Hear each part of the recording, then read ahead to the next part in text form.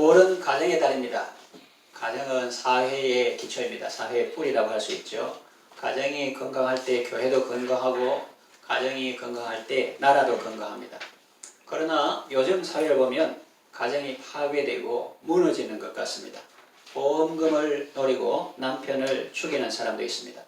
또 많은 청년들이 결혼을 하지 못하고 결혼을 해도 출산율이 저조합니다. 악하고 음란한 세대입니다. 시편 127편은 솔로몬의 시인데 순례자들이 성전에 올라갈 때 부르는 믿음의 노래입니다. 내용은 하나님께서 집을 세우시고 하나님께서 성을 지켜주신다는 것입니다. 이 시간에는 야곱의 가정을 신뢰로 살펴보면서 창세기 30장 이하에 나오는 또 여러분이 잘 아시는 그 야곱의 가정을 신뢰로 살펴보면서 함께 은혜를 받겠습니다. 하나님은 그의 가정에 어떤 은혜를 베푸셨습니까?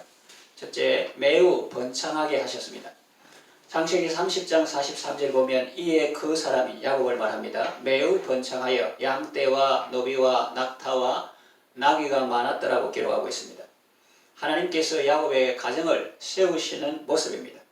야곱은 처음 라반의 집에 올 때 가진 것이 아무것도 없었습니다. 형 에서를 피해서 겨우 몸만 빠져나왔습니다. 외삼촌 라반의 집에서 일하는데 라반은 요즘 말로 하면 악덕 고용주입니다. 야곱에게 불리한 근로적 계약을 체결하고 품삯도 10번이나 변경했습니다.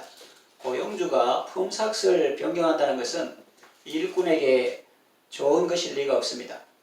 많이 준다 했다가 적게 주고 준다 했다가 안 주고 혹은 다른 안 좋은 것을 주고 그런 경우가 많죠. 일꾼에게 불리하게 바꾸는 것입니다.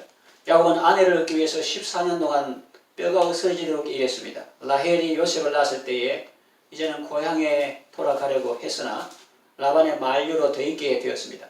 그때 야곱은 라반에게 이렇게 말합니다. 창세기 30장 30절 내가 오기 전에는 외삼촌의 소유가 적더니 이제 번성하여 때를 이루었으니 내 발이 이르는 곳마다 여호와께서 외삼촌에게 복을 주셨나이다. 그러나 나는 언제나 내 집을 세우리이까 이렇게 말합니다. 그래서 야곱은 자기 집을 세우는 것이 소원이었습니다. 라반이 야곱에게 품삯으로 무엇을 줄까 했을 때 야곱은 양이나 염소 중에 아롱진 것과 점 있는 것과 검은 것을 자기 품삯 되게 해달라고 했습니다. 라반은 허락하고 바로 그날부로 야곱의 것이 될 만한 것을 다 가려내어서 자기 아들들의 손에 맡기고 그 사이를 사흘끼리 뜨게 하였습니다. 다시 말하면 품삯을 준다고 했지만은 실제로는 한 푼도 안 줄 속셈이었던 것이죠. 그러나 하나님은 이 상황을 다 지켜보고 계셨습니다. 그리고 야곱에게 은혜를 베풀어 주셨습니다. 창세기 30장 37절 이하를 보면 야곱이 어떻게 자기 소유의 양떼를 가지게 되었는지 그 비결이 나옵니다.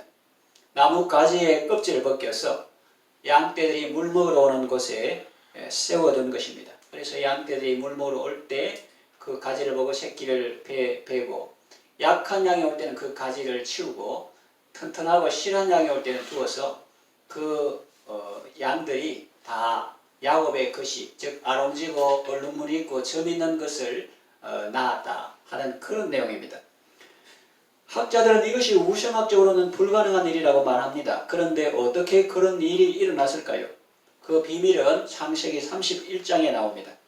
창세기 31장 8절에서 12절 보면 그가 이르기를 점 있는 것이 내 삭시 되리라 하면 온 양떼가 낳은 것이 점 있는 것이요 또 얼룩무늬 있는 것이 내 삭시 되리라 하면 온 양떼가 낳은 것이 다 얼룩무늬 있는 것이니 하나님이 이같이 그대들의 아버지의 가축을 빼앗아 내게 주셨느니라. 그 양떼가 새끼 뵐 때 내가 꿈에 눈을 들어보니 양떼를 탄 수양은 짝짓기를 말하는 겁니다. 다 얼룩무늬 있는 것과 점 있는 것과 아롱진 것이었더라. 꿈에 하나님의 사자가 내게 말씀하시기를 야곱아 하기로 내가 대답하기를 여기 있나이다 하며 이르시되 내 눈을 들어보라. 양떼를 탄 수양은 다 얼룩무늬 있는 것, 점 있는 것과 아롱진 것이니라. 라반이 네게 행한 모든 것을 내가 보았노라 그럽니다. 그래서 야곱이 나뭇가지를 벗겨서 양이 물 먹으러 오는 세우는 그거를 보고 우리가 의아하게 생각하지만 그러나 그런 것보다 더 이면의 속 깊은 뜻은 하나님께서 꿈에 보여주신 대로 양떼를 탄 수양은 다 그 수양이 다 외삼촌이 가져가고 그것도 사흘길이나 떨어져 없어요. 그런데 창조주 하나님께서 그 양떼를 탄 수양이 다 점 있는 거, 아롱진 거, 얼룩무늬 있는 거 이런 것들을 통해서 새끼를 나게 하셔가지고 야곱의 재산이 증식했다는 것을 우리에게 보여주고 있습니다. 그렇습니다. 창조주 하나님께서 모든 상황을 지켜보시고 야곱에게 은혜를 베푸시는데 불가능한 일이 있겠습니까? 야곱은 인간적으로 생각하면 도저히 재산을 모을 수 없는 그런 열악한 근로 환경 속에서도 매우 번창하게 되었습니다.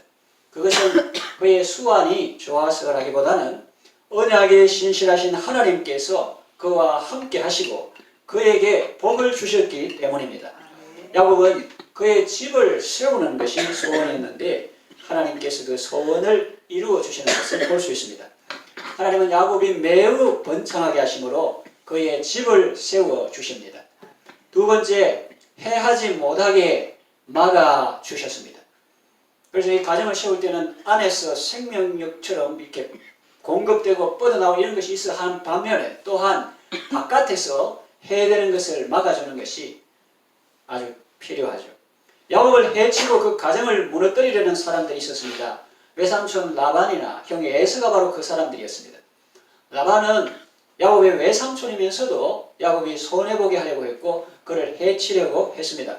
야곱이 자기 아내들을 양떼가 있는 들판으로 불러서 한 말을 들어보면 그 사실을 알 수 있습니다. 창세기 31장 4절에서 7절 보면 야곱이 사람을 보내어 라헬과 레아를 자기 양떼가 있는 들로 불러다가 그들에게 이르되 내가 그대들의 아버지의 안색을 본즉 내게 대하여 전과 같지 아니하도다. 그러할지라도 내 아버지의 하나님은 나와 함께 계셨느니라. 그대들도 알거니와 내가 힘을 다하여 그대들의 아버지를 섬겼거늘 그대들의 아버지가 나를 속여 품삯을 10번이나 변경하였느니라. 그러나 하나님이 그를 막으사 나를 해치지 못하게 하셨으며 그랬습니다. 하나님께서 라반이 야곱을 해치지 못하도록 막아주셨습니다. 그런데 라반의 악행은 여기서 끝나지 않습니다. 야곱이 그의 횡포와 악행을 참다 못해서 가만히 떠났을 때 그를 맹렬히 추격합니다. 그때도 하나님께서 막아주셨기 망정이지 그렇지 않았다면 그는 야곱의 아내와 자녀들을 다 빼앗고 재산도 다 빼앗고 몸만 돌아가게 했을 것입니다.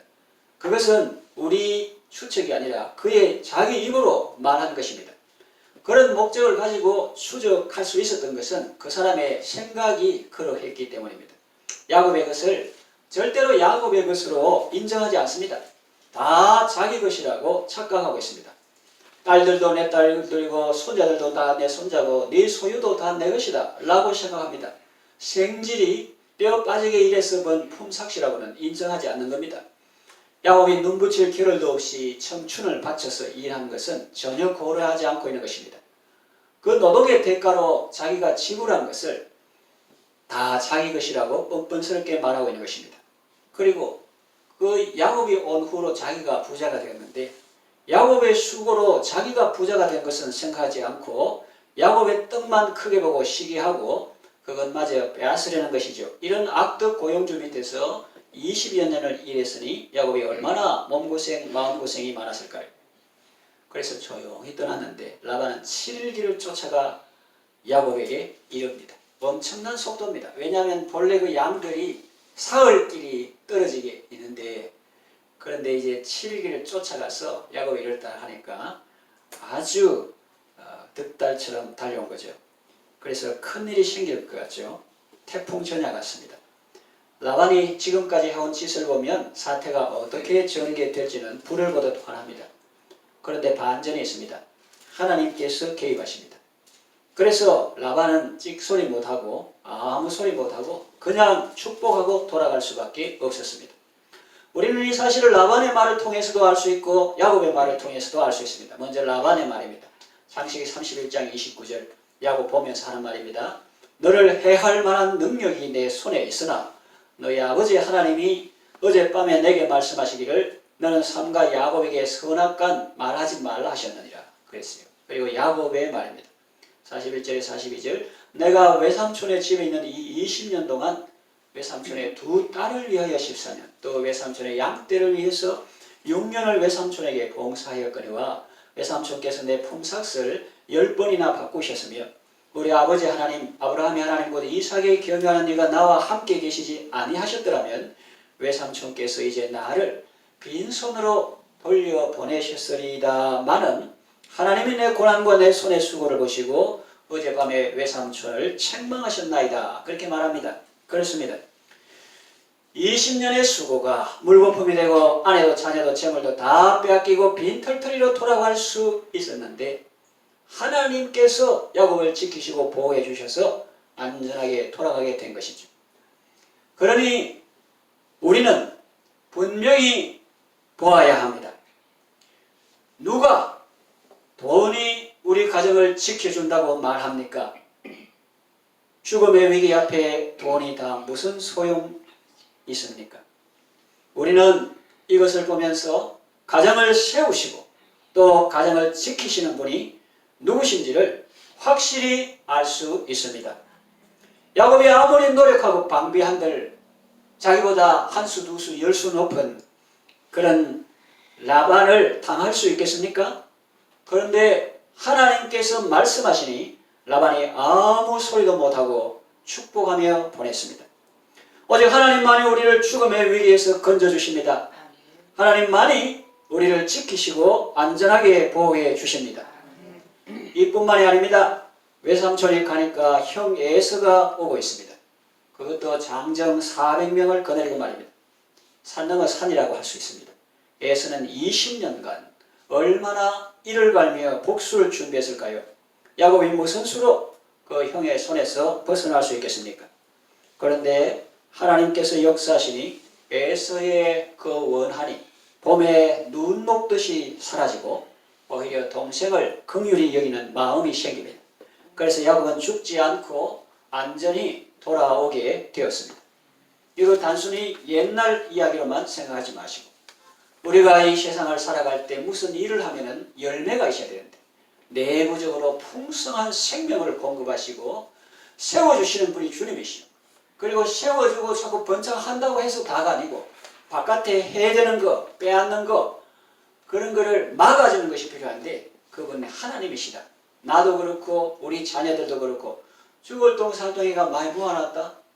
그 라반 같은 사람 만나면 그 다 하루아침에 물거품이 되는데 하나님께서 수고를 다 보시고 지켜주시고 은혜로 갚아주시고 그렇게 하신다는 거예요.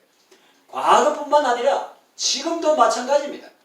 그러니까 우리가 붙들고 의지해야 될 분이 누구냐? 이것을 우리가 확실히 알고 그 세우시고 지켜주시는 분을 의지할 때 비로소 세워주시고 지켜주심의 은총을 누릴 수가 있는 것입니다.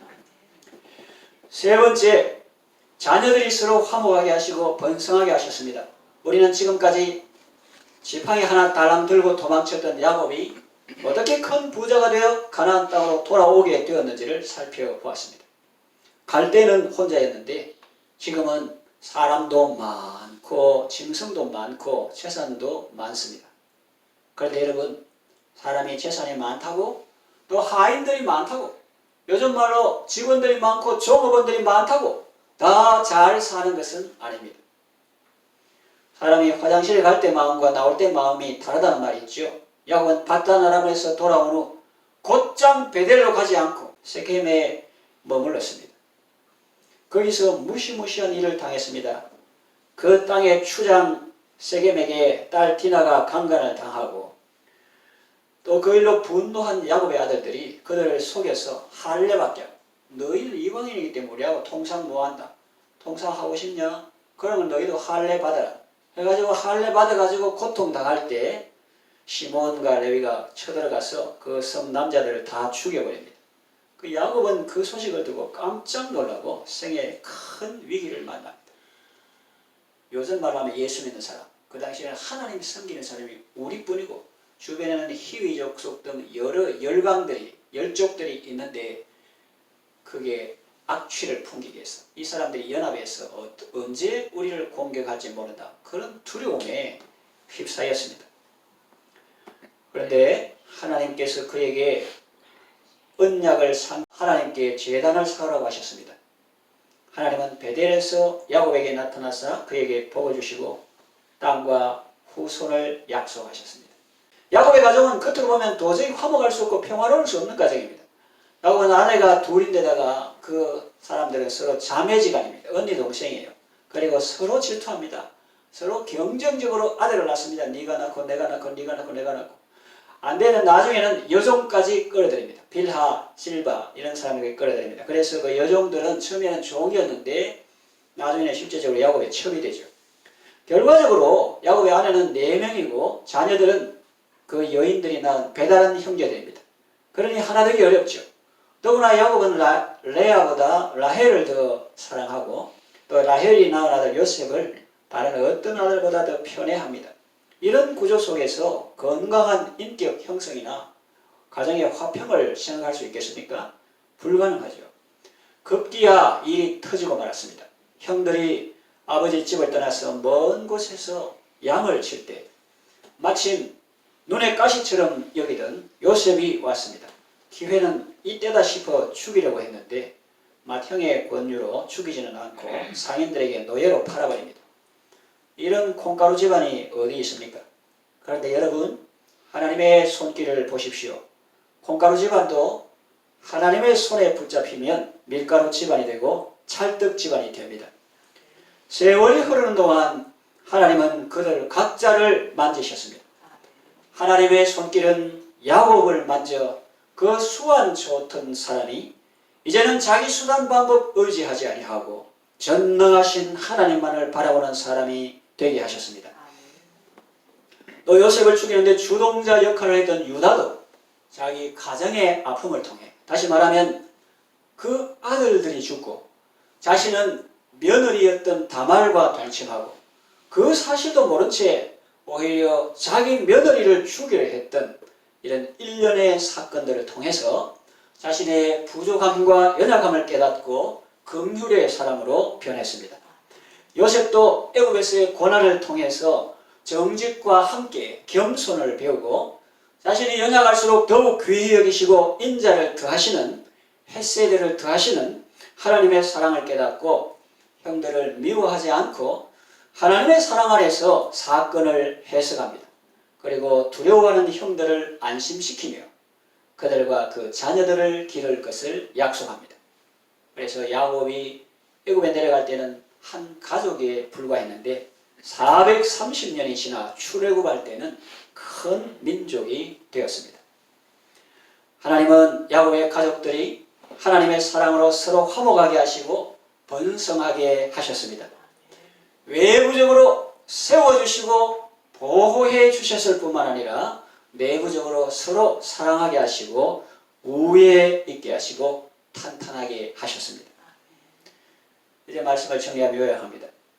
여호와께서 집을 세우십니다. 하나님께서 하우스도 세우시고 홈도 세우신다. 집도 세우시고 가정도 세우신다 하는 거예요. 가족들이 주 안에서 서로 사랑하게 하시고 화목하게 하십니다. 가정을 세우고 여러분의 가정을, 자녀를 이 험한 세대에서 지키려는 분은 이 세움과 보호의 주체를 분명히 아셔야 합니다. 명심하셔야 합니다. 이 하나님을 모르고 그 외에 다른 곳으로 아무리 세워보자고도 해도 헛내리고 결정적인 순간에 그런 것들은 아무 도움이 안 됩니다. 돈이나 권세나 경호원도 세상 사는데 필요할 수는 있지만 그것만이 다는 아닙니다. 은도 중요하고 금도 중요하지만 그보다 더욱 중요한 것은 하나님의 은총입니다. 하나님의 세워주시는 은총, 하나님이 지켜주시는 은총이 여러분의 가정에 있기를 바랍니다. 하나님을 경외함으로 자손 만대 복을 받는 믿음의 가정들 다 되시기를 바랍니다. 아멘.